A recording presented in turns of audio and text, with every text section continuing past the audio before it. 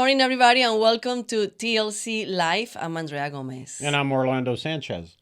Well, I'm sorry that we started a little bit late today, but that's why we say más o menos. Más o menos. Well, this is like a really más. Yeah. But no, as you know, as everybody knows, we're having a big storm here in Houston, and so it's a technical issues with the power off and things like that. So that happens when you're live. But the most important thing is that we are here. We're here.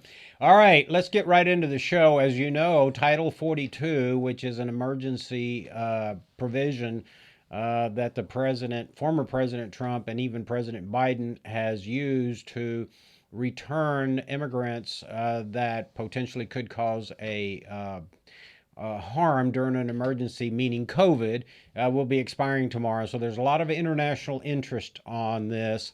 And just to give you a brief example, I've been on Sky News, I've been on CNN India. Yesterday I was in the Middle East on 24 News. So Mark's going to roll a little bit of the interview, let you look at it, and then we're going to bring in the foremost world-renowned immigration lawyer here from Houston, Charles Foster, in just a moment. But go ahead, Mark, and roll it.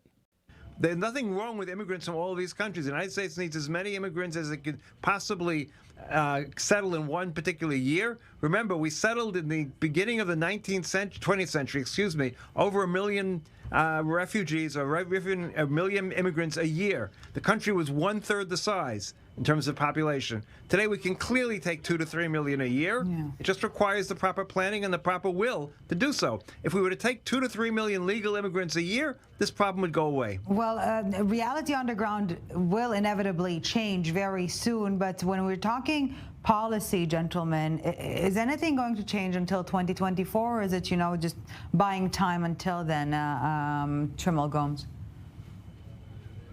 What goes back into place after Title 42 is lifted is Title 8, which is like I said earlier, it's the business as usual, which some are unhappy with, and it still needs to be fixed. That is where when someone comes to the border and they want to come in, they get to plead their case to a border officer. They either say they want asylum status, and then they get treated that way. It's going to be a large influx, and whether the U.S. can handle that, that's the problem ahead. That's where the solutions need to come. How do we deal with the problem right in front of us? But the big problem is the case isn't adjudicated on the spot or within a couple of days. They get a court case for 6 months, a year later, and that's absurd. They need to have a court case 3 days later, 5 days later. There needs to be a place to put them until their court case, and then they need to have a court case. Mark, that's not going to happen. As you know, this country depends on illegal immigration for cheap labor. And until we get serious about controlling the border, we could issue 2.5 million visas tomorrow if the United States wanted to, but they would become legal. The wages would go up. So this country relies on cheap labor. We've turned the importation of cheap labor to the drug cartels and the criminal elements in Latin America and Mexico, and that's what we see happen. Then the solution is to crack down on companies that hire these people and don't pay them their full wages, and do that. Millions of dollars in fines. Mark, exactly right. Let me just tell you, I'm a property taxpayer in 3 counties in Texas. I can tell you that if I accidentally invite a man to come work on my house in South Texas, my car's confiscated, I'm fined $250,000, I go to prison. But companies can hire illegal aliens. The minute the CEOs and the board of directors do the perp walk in the federal courtrooms, illegal immigration will stop. And that was in Tel Aviv.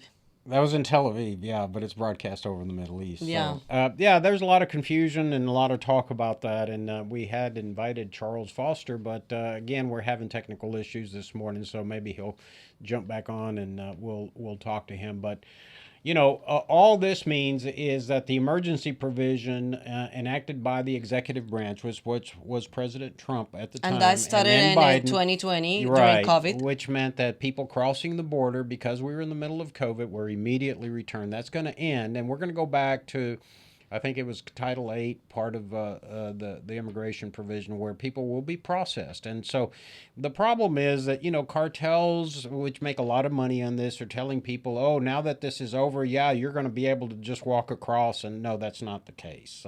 So yeah, I've been watching the news yesterday all day long, and they were saying like now what is going to happen, and a lot of immigrants are waiting in the border, like waiting for Title 42 to end. But in reality, what is going to be the difference between now Title 42 and tomorrow what it ends? Well, the difference is that if they have in other words, as I understand, the Biden administration has said if you do not apply through the app or through an embassy en route to the United States, you will be immediately turned away. If you have an appointment or if you've gone through the process, they will process you. And so that's why they're sending additional resources down there. They'll try to process as many people as possible. But this is not, it's not, the border isn't open. I mean, yes, people are going to be crossing illegally. They don't want to be processed. They're the ones being transported by the drug cartels. But it will go back to the immigration system that we had before COVID. And so, again, as you heard Mark on the interview that we did in Tel Aviv, this problem is fixable. It's fixable. You can either issue 2.5 million visas around the world for people to come work. You document it, and they fly into the United States. They're processed at airports, and just like any other visitor. But because Congress can't get together, because both parties have made immigration basically a political football, we are where we are, and Congress has to fix it. I've always said that. As long as you've known me, Andrea, you've known that I've said, we've had Republican majorities where the Republicans have had the executive branch, and then they've had the full control of the House and the Senate, and they did nothing. And then Obama comes in, and then we have Democrat control of the House and the Senate and the executive, and they do nothing. So this is where we are.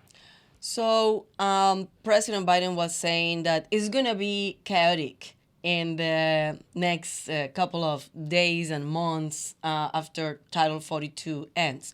But it's already chaotic. Oh, yeah, it's been chaotic. I mean, the chaos look, as you know, and I said in the interview, I pay property taxes in Kinney County, Texas, which is a border county. 2 weeks ago, we had a rollover, and all of the resources that we use for our local EMS had to be deployed, and the injured people, 4 people died.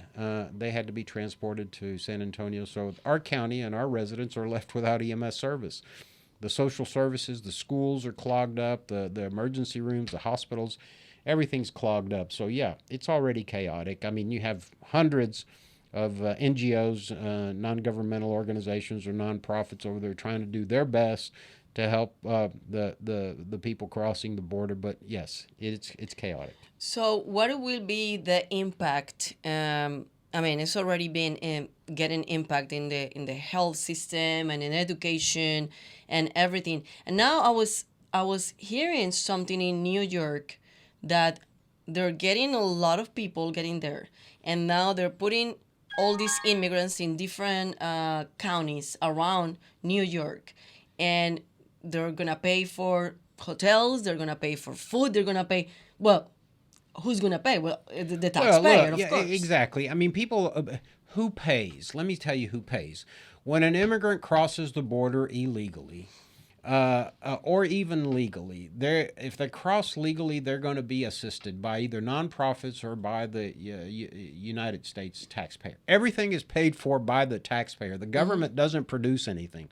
So when you and I pay taxes, all that is used to support the immigrants that come in. For those that come illegally, obviously their kids are going to go to school. When they get sick and they're in Houston or a big city, they're going to go to the public health system, which is here in Houston, Bentov Hospital, or the city health clinics. If they're lucky and they can get into a nonprofit clinic, they will. But all those things are supported by property taxpayers. Social services, when they need like 2 weeks ago when that 4-time illegal alien from Mexico shot the family of 5, Who paid for all that? Who's going to pay for housing him in prison? We are. Who's going to pay for the adjudication in the criminal justice system? We are. And then we're going to have to provide him a lawyer because he has no money. He's indigent. So we're going to have to pay a lawyer probably $250,000 to defend this guy that shot the family. We pay for all this. When illegal aliens go to the hospital district in Houston, in Harris County, we're only compensated part of it by the federal government. So our property taxpayers pay the rest. Who pays for the kids' education in the local schools in the Houston Independent School District? We do, the property taxpayers, not the federal government. But at the end of the day, who's benefiting from the undocumented labor is various industries. I understand we have Charles Foster, who's our dear friend and probably the best and most renowned immigration lawyer in the country. So, Charles, I apologize that we're having technical issues. And we're still now. Okay, finally. But can you hear us okay? Orlando, I cannot hear you for some reason. Okay. You cannot? No, he can't hear us. Oh, he can? He cannot. He I don't know cannot. what's Yeah. the problem. Yeah. Me? Mark, is that our problem? Is that... That's on his end. That's on your end. Okay. Well, Sorry, if he take off the headphones, I cannot hear. Plug his headphones. it won't be good. unplug your... unplug The your- headphones. Yeah. Let's see. Unplug You hear those.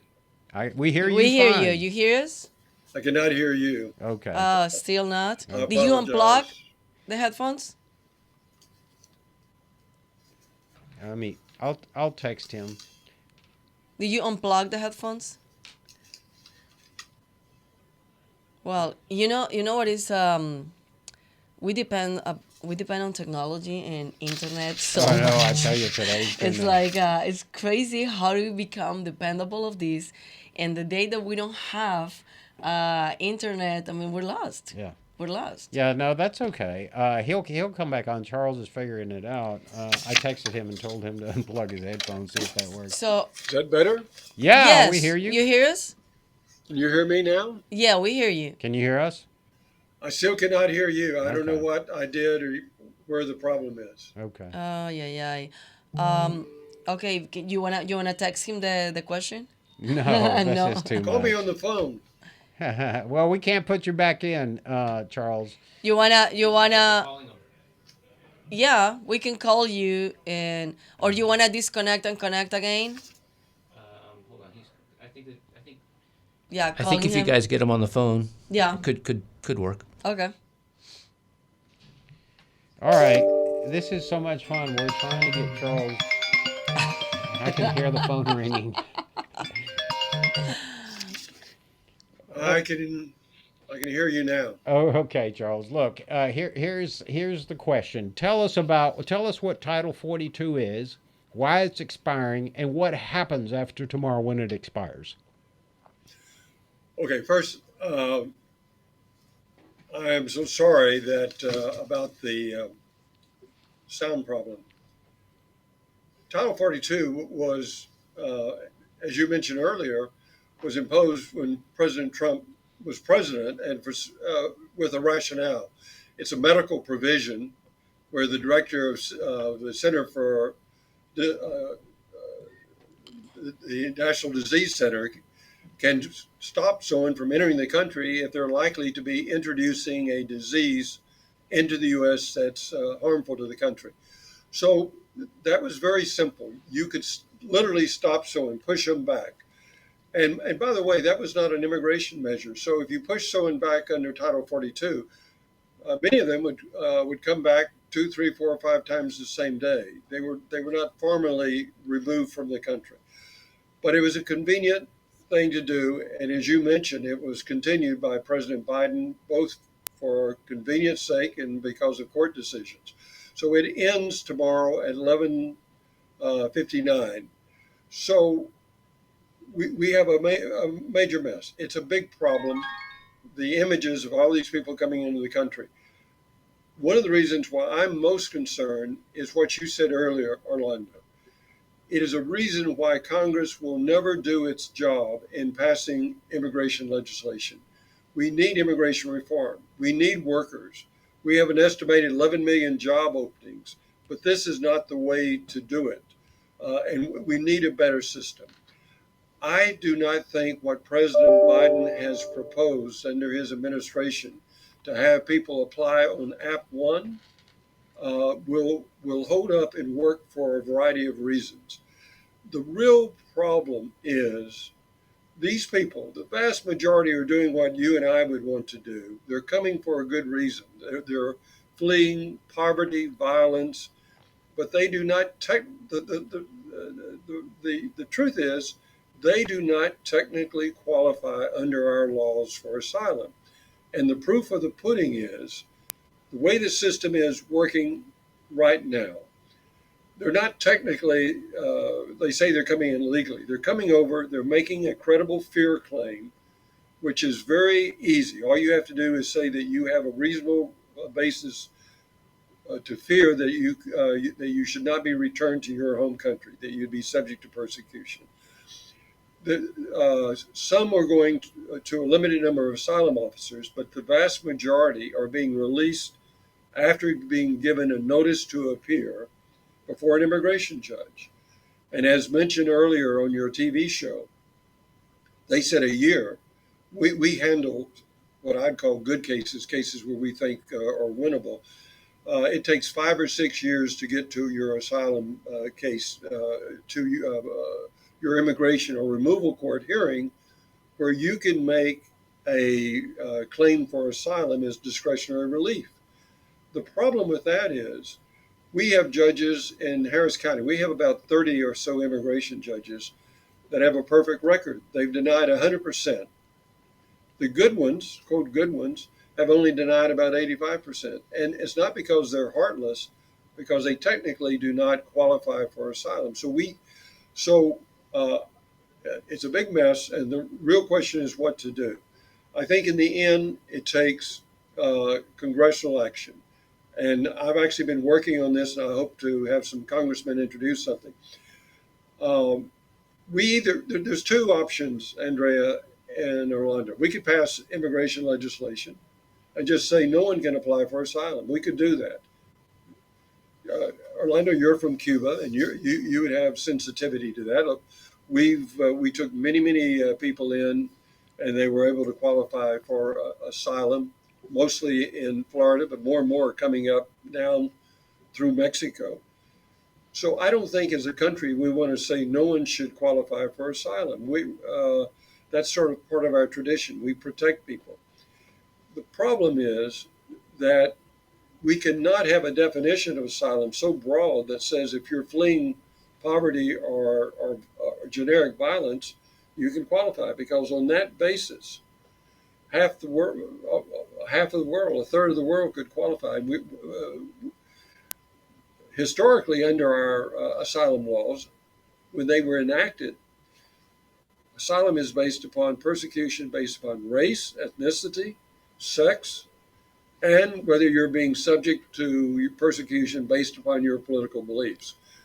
So we were accepting people that were coming in, sort of what I call one-off cases that were defecting from the Soviet Union. We never contemplated that there'd be hundreds of thousands of people on our southern border. So we have to do something about it, because if not, it's going to undermine our entire legal immigration system. We'll never pass a single piece of good immigration legislation. And I'm going to stop right here. I think the answer is a vastly expanded number of asylum officers, and this picks up on one of the guys said with you, where those hearings could be held in a reasonable period of time, within days or weeks. Those asylum officers would be specially trained to do what I typically would do, or one of my lawyers, to bring out all relevant factors, to have available the conditions from the sending country, and to be able to ask the pertinent questions. And the trade-off would be that there would not be a second bite at the apple. Right now, and under all the proposals, if your asylum is denied before an asylum officer, you're put into an immigration court proceeding. And I think that's an illusion. Remember what I just said earlier, 100%, we have judges denying 100% of the cases, not because they're bad judges, but because generic claims of poverty and violence is not technically qualified. Now, we could expand the grounds for asylum, but I don't think Congress will do that. So, in a nutshell, we need to expand by 1,000% the number of trained asylum officers who would have exclusive jurisdictions. It would not be an adversarial proceeding. They would bring out all relevant factors, and their decision would be final. There would be a limited right of appeals under certain limited circumstances. I'm going to stop talking. Yeah, I don't know if you can hear me, Charles, and you can pick up your phone. Yeah, thank you for that. I don't. I agree with you. I mean, I think that we ought to expedite and broaden, as Mark said on the interview, the number of visas that we grant for people to come to work. As he said, we can absorb these people. We need the people for work. I mean, we depend on this labor force. But I've often said, and Charles and I have known each other for years, this has become a political football. Congress could fix this problem tomorrow. But the Republicans are out there claiming, oh, the Biden administration has an open border. Well, I live down there. That's really not true. We have Border Patrol agents. We have CBP. Now the state of Texas has troopers out there. We have the National Guard out there. We have the U.S. military down there. So it's really not open. It's, the cartels and the misinformation that these poor people are receiving. It's a lot of misinformation. But this can all be fixed by Congress. Am I right or wrong, Charles? No, you're 100% right. It has to be fixed by Congress. There is no other explanation or solution. None of the shorthand solutions are going to work. Even what President Biden has proposed, there are a lot of logical fallacies, but more important, I can bet you dollars to donuts that it will be enjoined by a federal judge. There will be a federal judge that says you cannot, because under our asylum laws, it is quite simple. If you remember when Florida, when we said dry foot, wet foot, if you touch U.S. soil, you have the right to file for asylum. So the Biden's proposal saying, no, you got to do it in a third country or back or one app, I think will be set aside. So to fix this, it does take congressional legislation, and Republicans and Democrats have got to work together. I put together something I'm working on that I hope that between Henry Cuellar and Tony Gonzalez, a Democrat and Republican, that they can introduce that might have some legs in Congress. Yeah, we need some leadership. I'm just amazed that we need leadership, Charles, and I'm just amazed that our U.S. senators are kind of quiet on the issue. I know that Ted Cruz is up for re-election. He's the son of a Cuban immigrant whose father entered this country as a refugee seeking asylum, like I did, fleeing the communist revolution in Cuba. I just, the lack of interest in this and like I say, when they're all up for re-election, Charles, you know this, they all go down and take pictures on the gunboats on the Rio Grande River on how tough they are on immigration. That's not solving the problem. I mean, we are so divided that we cannot fix the basic problems of the United States. And the sad thing, Charles, is that I think you would agree with this. The cartels have stepped in. Yep. They're now the brokers of misinformation, the brokers of transporting humans, and on top of that, they're also bringing in fentanyl and other dangerous drugs. We see this. Our system is broken. We know this. In Cleveland, Texas, a 4-time deportee came back in a 5th time, took an AR-15 and wiped out an innocent family. I mean, it's just become crazy. They're the one that are getting benefits from this, and the government, instead of fixing what we were already having the issues with illegal immigrants right here in the country, they're now open borders, and now it's a chaos. And now I don't know if how it's going to be fixable this. In the meantime, that with the political asylum, meanwhile. Now we're dealing with the health system, because they need doctors and they need hospitals, and they need education. They need schools for the kids. So in the meantime, it's going to pass years and years and years. Nothing is going to get fixed. Everything is going to get worse, and we are the ones that paying for that, the taxpayers. Yeah, and I'd like to make a point, just pick up on what both of you said about the cartels. I often say that we have outsourced our temporary workers program to the cartels No question. because I don't think most Americans realize when we talk about there are 11 million job vacancies, and there are a lot of, let's face it, a lot of people just, my kids, grandkids, do not want to do that basic work that a lot of immigrants have done throughout our American history. But most Americans do not realize when they say those people should go back and get in line and come in legally, there is no such line. There is no workable program. There is a temporary workers program for graduates of U.S. universities. There is no temporary workers program that functions for low-skilled, semi-skilled workers, the people that really want to come here and are willing to walk through the Darien Straits just to do a minimum wage job. The only way they can do that is to get to the border and and uh, and hope that they're going to be admitted. And once they file for asylum, they can actually apply for and get work authorization. In many cases, their deportation case, removal case, is not heard for 5, 6 years. So even if they're removed, they have an incentive to come here to work for that period of time. Yeah, and I was watching the news, Charles, and they were saying many of the immigrants that they were interviewing said that like they put me back to Mexico, they sent me back to my country, and I'm gonna come back no matter what. Whatever many times that they send me back, I will come back. And something that I'm from Colombia, and for us it's very difficult to get a visa, and for South America it's very difficult also to come here to the border and try to cross. And it's so difficult to get a visa in a legal way, but it's so easy for people to, or not easy, but it's still, I mean, like, it's easy for them to come to the border and just get into the country. So I don't know what is the disconnection between the government trying to, I mean, why they don't prioritize the people that really trying to come to this country legal and trying to, give them a visa easier than provide the people that come to the border, just let them get into the country like nothing.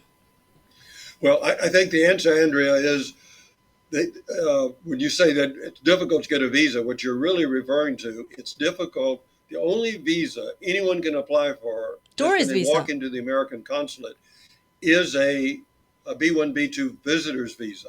And by definition, a visitor cannot be anyone intending to stay here or to work here. So the people that you're talking about, by definition, they're going to be denied a visitor's visa. What we need is for Congress to, and this is something I worked on for when George W. Bush ran for president.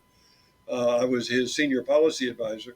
We need a viable temporary workers program where people with large numbers, so that people that are wanting to come here, that are willing to do a job, that have a sponsorship by employers, that there is a system that works. There is not one that works today. Well, Charles, I want to say thank you for taking time out. This is a very complex and convoluted issue, and it's really tragic, and it's almost, I'm going to say this as a taxpayer, almost an embarrassment that our government can't fix this I problem. agree. And it's just showing the American taxpayer that Congress, which makes the laws, controls the budget in this country, is becoming so inept, so incapable of fixing the basic problems that I think it's going to lead to other issues. And I just hope that, you know, some leadership comes out of this. It's crazy. I mean, you know, the idea that Republicans are anti-immigrant. I mean, you know, Charles, I'm a Republican and a conservative one at that, but I'm pro-immigration.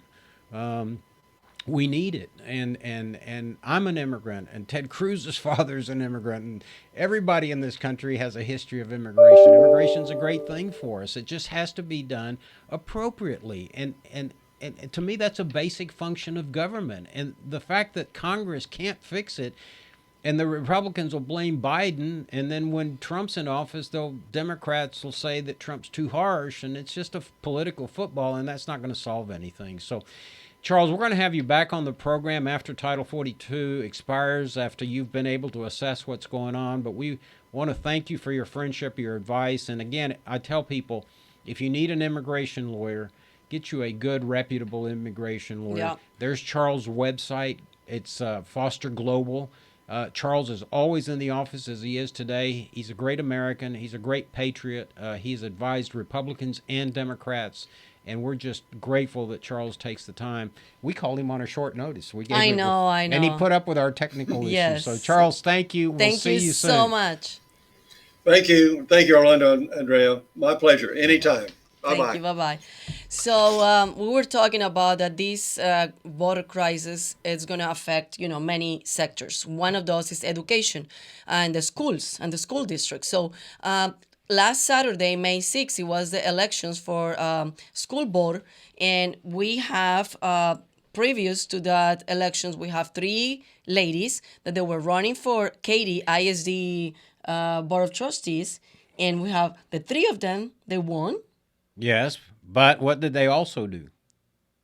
What do you mean, what did they also do? Well, did they not attend the Leadership Latino class? Oh, well, yeah. They also attend the Leadership Latino class, the one that is organization that is under Texas Latino Conservatives, a program that we have under Texas Latino Conservatives. So they also were attending to the class, but they run for office, and the 3 of them, they won.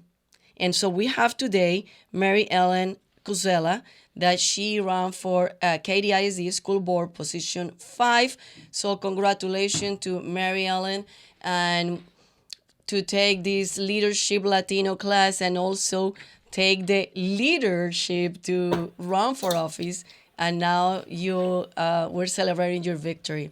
Thank you so much. Oh, you don't hear us? She can't hear us either. Oh, my gosh. Oh, well. Oh, well. Call Mary Ellen. Do you have her number? I don't have her number. All right. So, anyways, this is part of the, the issues that we deal with the weather being bad and power surges. And depending on the internet. Yeah. So, we'll have Mary Ellen on We will next have week. Mary Ellen. And you know what? We can invite the other 2 ladies. Yeah. We'll have all 3 of them. Yeah. Morgan can. All right. Well, that's the program. The big issue today, of course, if you've been following the news, yesterday President Trump was found guilty in a civil trial, not of rape, no crime. It's a civil trial. It's a he said, she said, and the jury, because they get to decide based on a preponderance of the evidence, not what is in a criminal case. A criminal case is you have to have, if you have reasonable doubt, you can't convict. So that's why they call it beyond a reasonable doubt, which is a pretty high bar.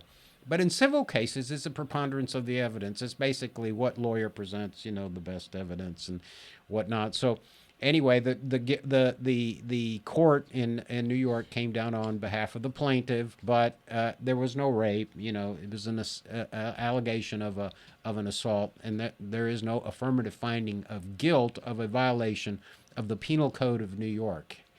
So there's no crime. But anyway, I'm assuming that the Trump lawyers will appeal, and this will go on and on and on, as most of these cases do. Then today, Congress held a big press conference, and they've been investigating for many, many months Hunter Biden and his relationships to his father. And they have discovered about 22 fake companies, shell companies, that the Chinese Communist government apparently was funneling money into. And those fake companies were then distributing the money to the Biden family. Mm-hmm. There are millions of dollars. I think they said about $6 to $10 million has been funneled to the Biden family from various actors around the world. At the time that Mr. Biden was vice president of the United States, he's been in office, as you know, for almost half a century. And so he was able to influence legislation, allegedly, in exchange for the millions of dollars given to the Biden family. That in any other country is called corruption. Mm-hmm. Here? How do they call it? I don't know. I had a friend one time said, Orlando, in our country, they call it corruption. In this country, they call them campaign contributions. Yeah, exactly. But anyway, the point is, we do have to disclose campaign contributions. but not these business arrangements that were set up by these shell companies.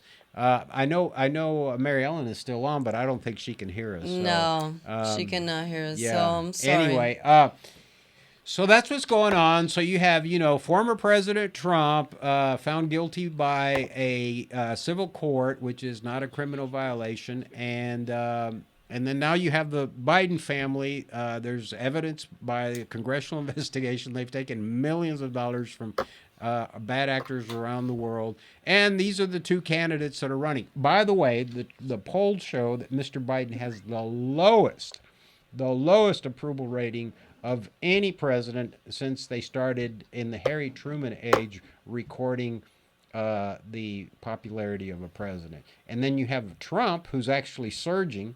I mean, is there any doubt today that he will be the Republican nominee in your mind? I think he will. Yeah. And so we're going to have, and then the polls show that not even the Democrats want Biden to run because they see him as I like know. he's not holding press conferences. He's didn't go to the coronation of the king, which is the UK is our biggest ally. Yeah. I mean, he just physically couldn't go. He cannot. physically couldn't Physically do and it. mentally he cannot. His son now has been caught because of the laptop he left at a repair shop, taking money from people around the world. This has become a disaster. And meanwhile, Congress is sitting around. They can't even fix the immigration issue. And of course, the IRS has hired 80,000 agents and armed them to just to get more money. And then now there's a big push, obviously, because they want to take the firearms away from law-abiding citizens in this country. I mean, it's just like I don't know what's going on. I don't know. This is a real pandemic. What happened in 2020, it was nothing. It's a policy pandemic. This is a real pandemic. All right, guys. Well, sorry for all the technical issues today. We promise that we'll fix them next week, but thank you for If it's hanging not in raining. there. I think we did have a very important discussion with Charles Foster. Again, probably the best immigration lawyer in Houston. We have many good ones, but Charles is always willing to come on the program and explain to us what's going on. So we'll see you guys next week. Hang in there and enjoy the rest of the week. Thank you so much, and visit us in TexasLatinoConservatives.com, TexasLatinoConservatives.com, and los vemos el próximo miércoles. Chao, chao.